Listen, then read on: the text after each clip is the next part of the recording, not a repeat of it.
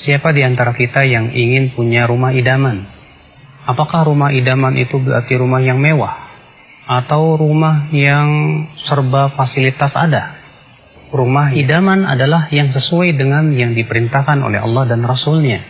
Rumah idaman adalah rumah yang diberkahi oleh Allah Subhanahu wa Ta'ala. Rumah idaman adalah rumah yang dimasuki oleh malaikat rahmat. Lalu bagaimana kita bisa menjadikan rumah kita rumah yang penuh dengan keberkahan dari Allah dan rahmat Allah Subhanahu wa Ta'ala? Yang pertama yang harus kita perhatikan ya akhul Islam, jangan sampai rumah kita mengundang para jin dan mengusir malaikat rahmat. Bagaimana caranya? Itu dengan memajang foto-foto bernyawa atau gambar-gambar bernyawa di dalam rumah kita. Coba dengarkan sebuah hadis Nabi SAW. Beliau bersabda, malaikat itu tidak akan masuk rumah yang ada di dalam rumah tersebut anjing dan gambar-gambar yang bernyawa. Malaikat yang dimaksud di sini dalam hadis ini adalah malaikat rahmat. Maka dari itu ya akhi, jangan kita gantungkan di rumah kita foto keluarga. Jangan kita gantungkan di situ gambar-gambar bernyawa atau patung-patung.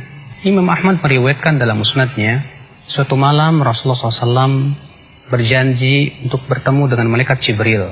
Malam itu Rasulullah menunggu, ternyata tak kunjung datang malaikat Jibril. Di pagi harinya Rasulullah keluar rumah, ternyata Rasulullah bertemu dengan malaikat Jibril.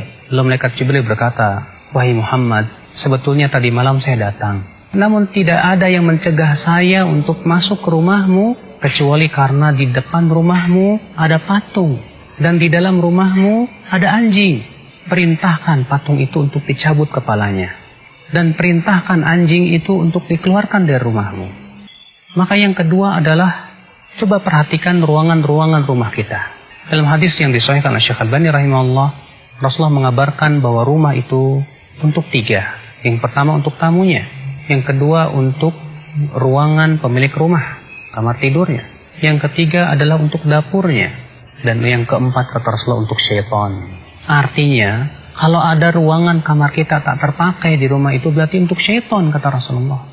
Kemudian ya akhul Islam, kita berusaha untuk mengisi rumah kita dengan zikir kepada Allah, dengan sholat, dengan baca Al-Quran. Al-Imam At-Tirmidzi meriwayatkan bahwa Rasulullah SAW, jangan kalian jadikan rumah kalian seperti kuburan. Maksudnya apa kata para ulama? Karena kuburan bukan tempat sholat, kuburan bukan tempat baca Quran.